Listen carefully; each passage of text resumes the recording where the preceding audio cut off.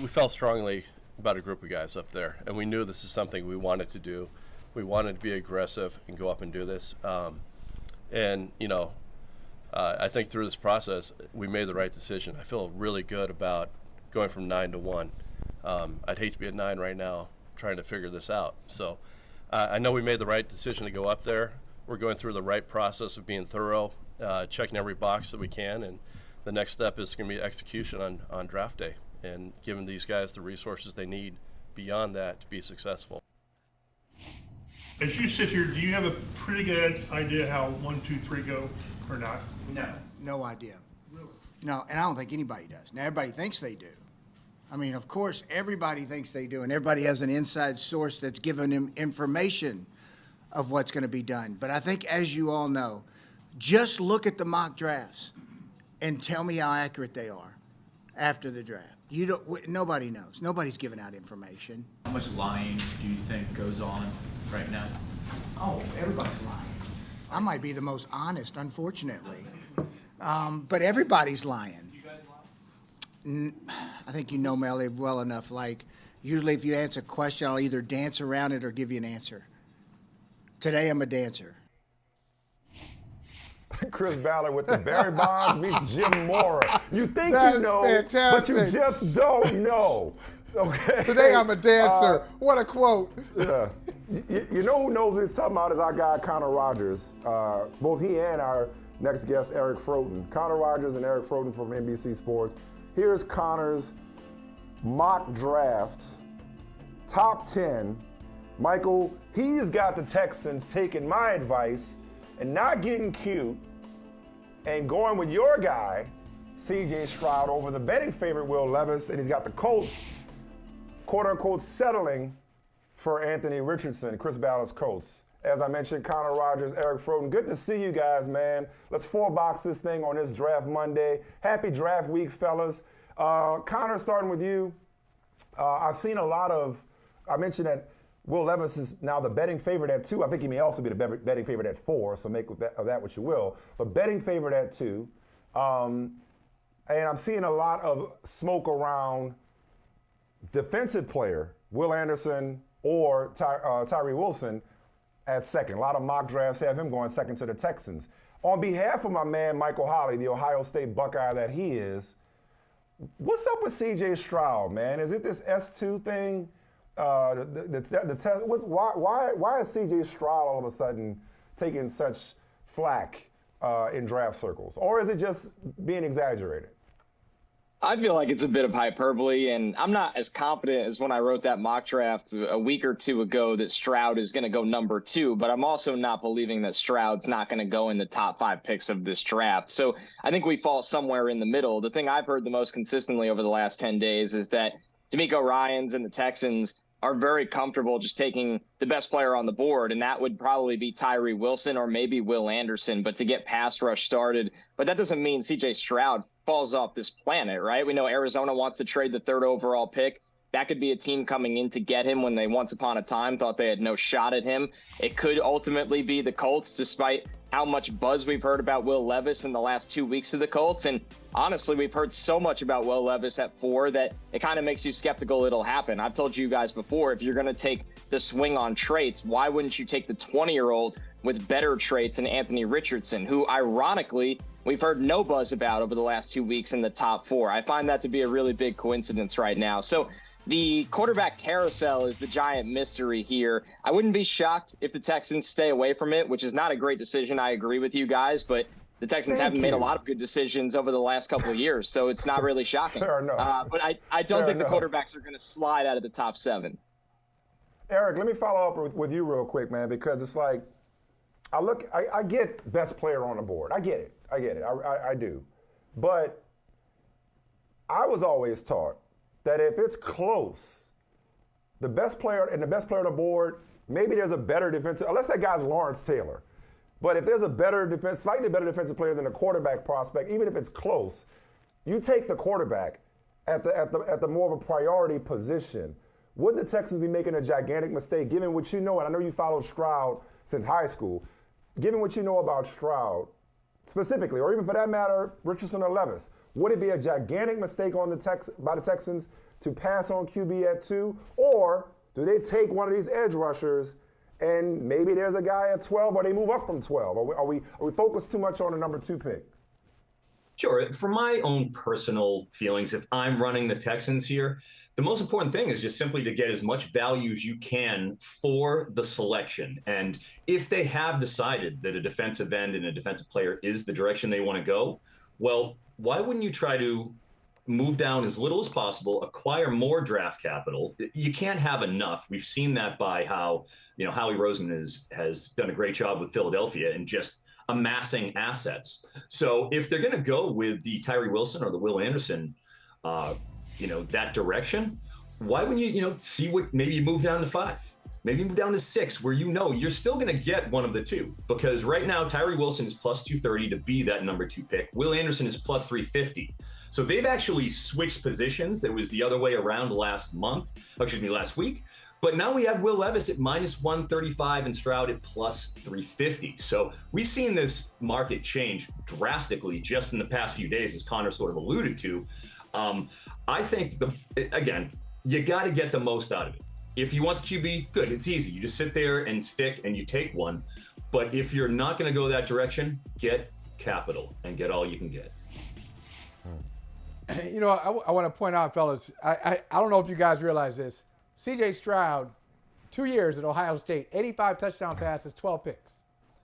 85 and 12. So if the S2 numbers had been better, maybe it would have been 91 touchdown passes, 6 interceptions. Maybe it would have processed a little bit, but maybe it's 92 touchdown passes, 5 interceptions if he had better S2 numbers. I don't know. I don't know how a guy could be much better than that. Maybe they would have won the Georgia game. He would have given him like 5 or 6 more yards, and the kicker wouldn't have shanked it. All right. Right. I know he passed that test. I know he passed that test. Yeah, Michael. right. But this is what I want to know from you both. Eric and Connor, tell me this. Favorite player in the draft and why? Your favorite guy, you're watching him. Why is he your favorite? I guess, Eric, you can go first, then Connor. Okay, I guess we're going favorites. As Connor knows, at the draft, I have a big crush on Marvin Mims, wide receiver for Oklahoma. He was the all-time leading high school receiver in the history of the United States in a single season basis. And I just think he was drastically undervalued coming into the process. People thought he was going to be in the 4.5, 4.55 range. He comes out at the combine and blows everyone away with a 4.38. Nobody expected that. And it's interesting because a lot of receivers we expected to run real fast and be in those 4.3s, they weren't there. They were in the 4.4 to 4.5s if you're talking about Quentin Johnson. We've seen his drop associated with that. So I am a huge Marvin Mims guy. I think he's going to be a great value in round 2 for whatever team takes him. And he's not just a slot only. I think he can stretch the field vertically on the outside too. Yeah, Froton, I love that pick. I think Mims has been really underappreciated when you look, catching 20 touchdowns over the last 3 years, being that true junior. I think there's a lot of value with him in the wide receiver class on day 2.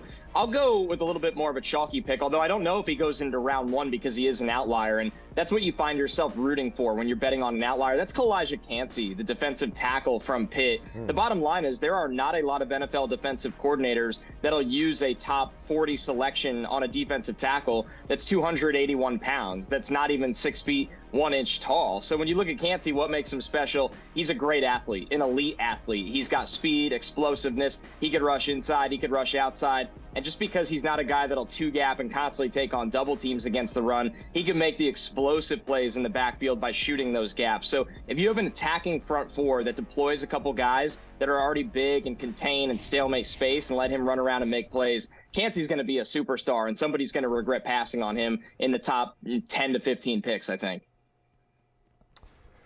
Speaking of superstars, I don't think there's any doubt in anybody's mind that Bijan Robinson is going to be a superstar at the next level.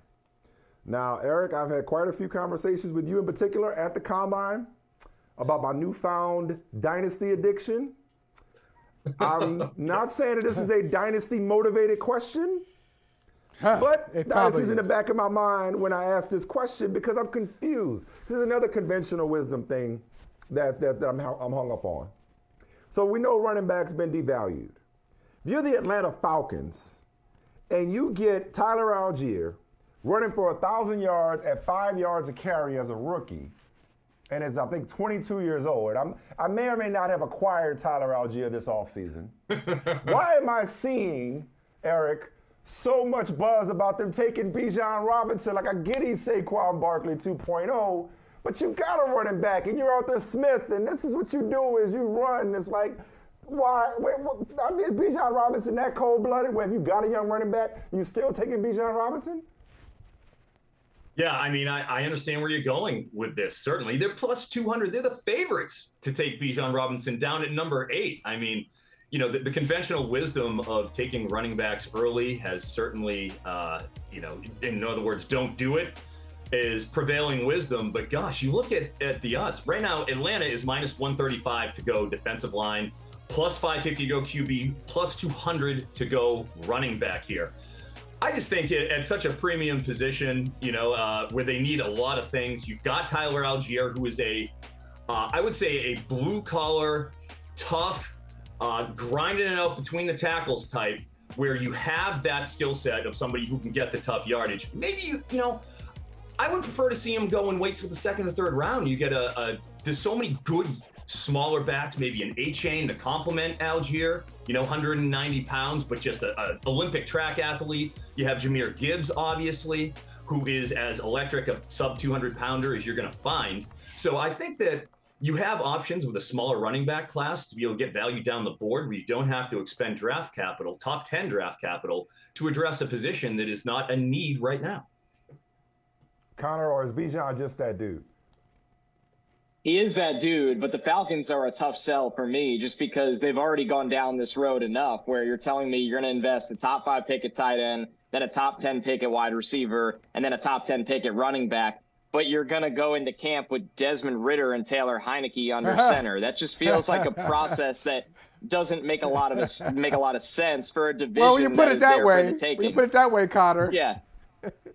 Makes a lot of exactly. sense. So, and here's the thing I've heard. I've heard that after all the money they just spent on defense and free agency, Arthur Smith is legitimately like, well, that's where we put all of our chips. Now on the draft, you know, I could potentially just take the best skill guy here. So I find it interesting for Atlanta. My gut still says a bigger edge player. Maybe that's where Lucas Van Ness can go. There's some value there, but nothing would shock me when it comes to running backs and Arthur Smith. I want you guys, Connor and Eric, I both want you to be a part of somebody's promotion in 5 years where they go and say, you know, Connor Rogers said I would never make it. You know, they just say, they didn't think, they thought I was going to be a bust. And documentary? Exactly. And they show the clip. They show the clip right there. So who is because I tell you, our guy Chris Sims, Will Anderson, if y'all see each other, it might be a misunderstanding. Because Chris Sims has gone in on Will Anderson like he's just like a guy. Like he's just a guy. So I'm wondering, for both of you, Eric and Connor, who is somebody that we've talked about a lot, and you look at it and you say, I really don't get it, why there's so much hype around this guy? I'll go. I'll start, I guess. Quentin Johnson, I'll stick with the wide receivers. You know, at the Combine where myself, Michael, Connor all got to hang out and chat, Quentin Johnson was the favorite to go as the #1 wide receiver as of the Combine.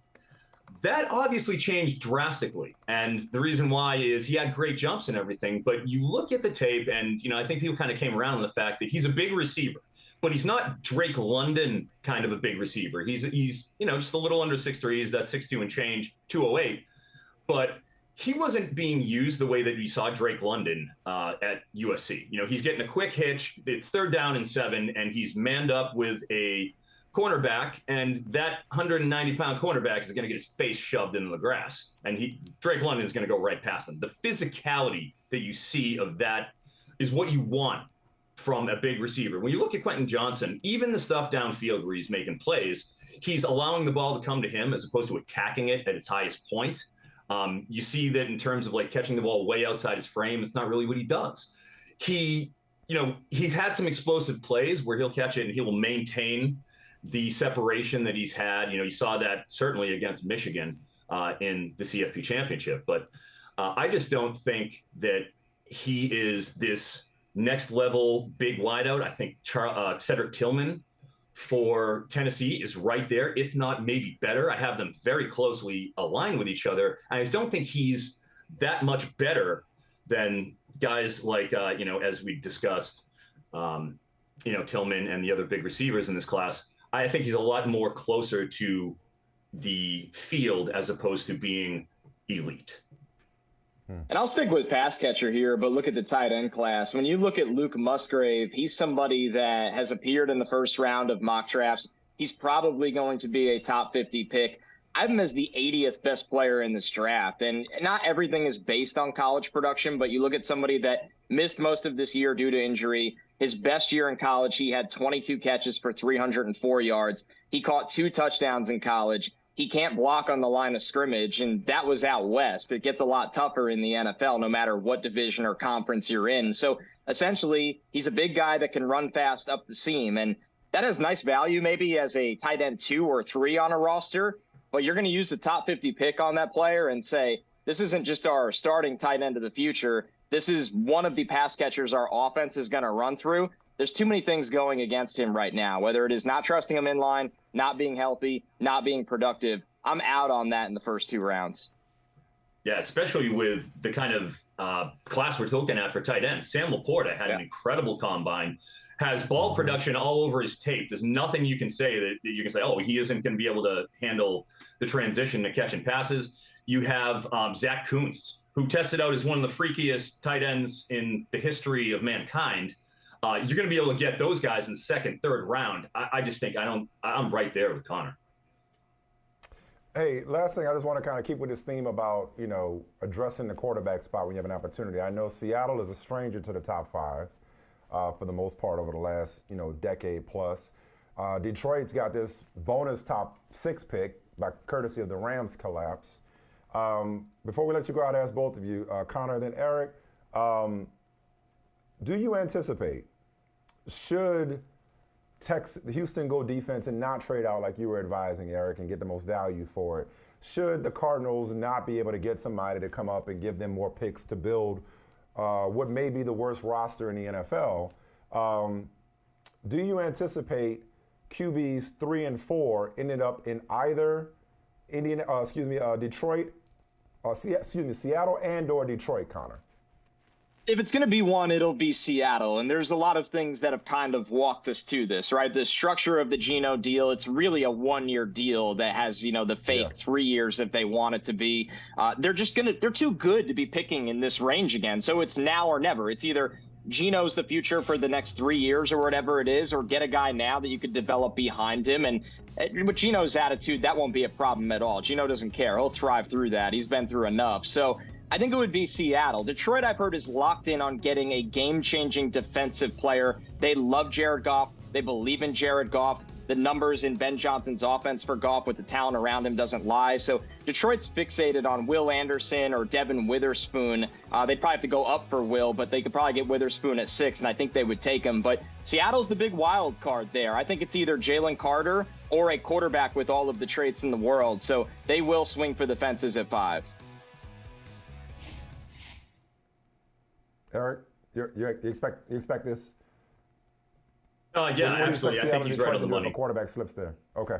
Yeah, I'm with Connor again on this. We are simpatico, and for the reasons that he kind of discussed. We're not going to see either of those teams up here again at these picks with the kind of talent they have on their overall rosters. So it's sort of a now or never scenario for both of these organizations and franchises.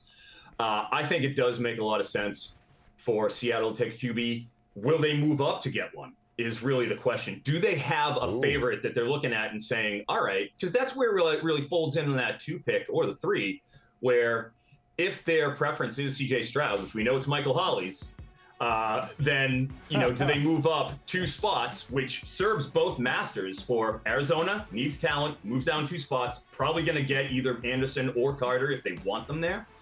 and then allows Seattle to move up 2 spots, get what they need, and not give up too much capital. I think that's a win-win. Boy, Arizona had better not even take a phone call from John Schneider, but I will say that Anthony Richardson, though, great. I love that fit in Seattle. Love that for him because he could sit for 2 years if necessary, be mentored by Geno Smith. Eric Froton, Connor Rogers, thank you both. Connor representing his 3-1 Knicks right now. Appreciate you both. I see you. Have a great week, I see fellas. Have a great week. Thanks for the insight. Thank you, boys. Thanks, guys. Hey, thank you for watching Brother from Another. If you haven't hit that subscribe button, go ahead and do that now. Don't forget you can catch us 3 to 4 weekdays on PeacockTV.com and on Sirius XM Channel 85.